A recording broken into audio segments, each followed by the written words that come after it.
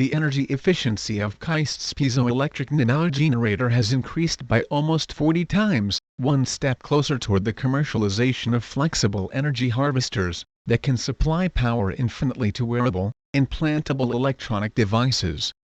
Nanogenerators are innovative self-powered energy harvesters that convert kinetic energy created from vibrational and mechanical sources into electrical power, removing the need of external circuits or batteries for electronic devices. This innovation is vital in realizing sustainable energy generation in isolated, inaccessible, or indoor environments and even in the human body. The picture shows a high-performance wearable thermoelectric generator that is extremely flexible and light. Credit, KAIST Nanogenerators, a flexible and lightweight energy harvester on a plastic substrate, can scavenge energy from the extremely tiny movements of natural resources and human body such as wind, water flow, heartbeats, and diaphragm and respiration activities to generate electrical signals. The generators are not only self-powered, flexible devices but also can provide permanent power sources to implantable biomedical devices, including cardiac pacemakers and deep brain stimulators. However, poor energy efficiency and a complex fabrication process have posed challenges to the commercialization of nanogenerators. Kunjae Lee, Associate Professor of Materials Science and Engineering at KAIST, and his colleagues have recently proposed a solution by developing a robust technique to transfer a high-quality piezoelectric thin film from bulk sapphire substrates to plastic substrates using laser lift-off (LLO). Photo of large area PZT thin film nanogenerator 3.5 cm x 3.5 cm on a curved glass tube and 105 commercial LEDs operated by self-powered flexible piezoelectric energy harvester.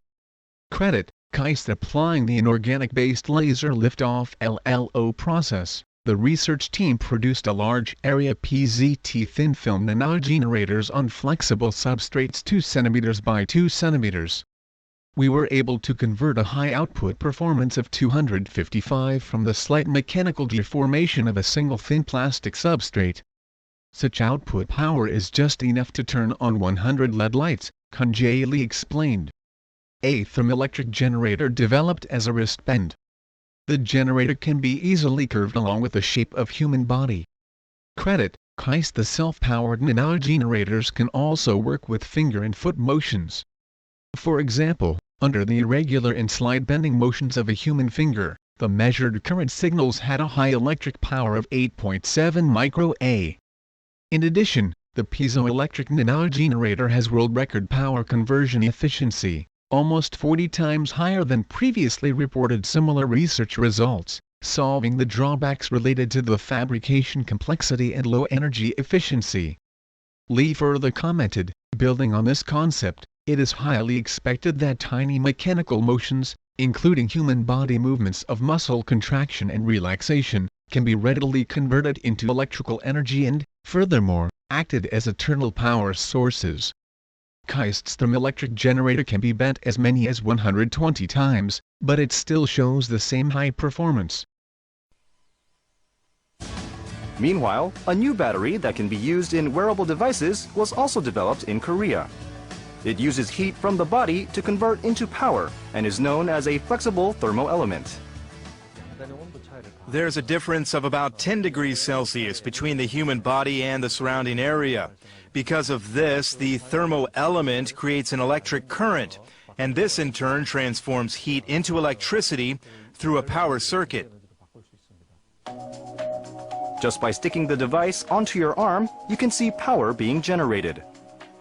Using the difference between the skin and ambient temperature, 14 millivolts was created.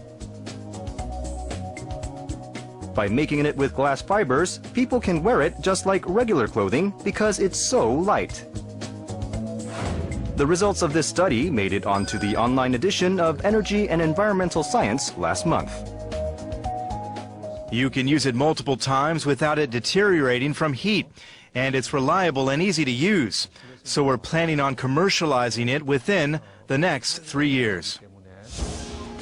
Many have their eyes on the potential these homegrown technologies have for future developments on the global stage. Now, these two technologies have received rave reviews because of the contribution of growth they can have on the energy sector in Korea. All right, well, that's pretty amazing. But Daniel, we've seen solar cells in the past before. We've seen them, they use it, they apply it on houses as well to provide additional power. Now, this is double-sided, right, as well as translucent. What can this be used for when it's commercialized? Well, let me explain. Like you said, it is a double-sided thin-film solar cell. And basically, what we can do is it can be used as a window. So basically, you can cover an entire building with this stuff. And what happens is that you can produce 2,400 kilowatts of energy, which is 22% of the building's power consumption. So it can really increase the surface area that you can use these films on. Definitely. And with the wearable battery, if you put it on the skin, it generated about 14 millivolts. That's a lot of power. Now, well, how about if you put it on your clothes? Wouldn't that make more power? Oh, well, let me explain. So basically, if you have 0.05 meters squared of this surface area, basically you can produce approximately 2 watts of energy, which is enough for you to make a phone call. Wow. So that's enough energy for you to make one phone call. And also another thing is that the device can also recharge depending on the difference of temperature. So that means when you stick this device onto your phone, it can actually recharge your phone so that you can make another call. Oh, so we can make emergency calls when we're in an urgent situation. The battery problem on Stick it on your smartphones is skin always and running then low. make that Well, I mean, the thing final is the call. phone produces the heat, so the heat can be regenerated by the device. So it's kind of recycling Yes, it. it's a recycled form of energy. Okay, quite Now, interesting. moving on, we have some wearable patches for health purposes as well. True. We just talked about wearable batteries. But now let's talk about wearable patches, which is kind of similar but also different. And basically what these patches can do is it can monitor your health and also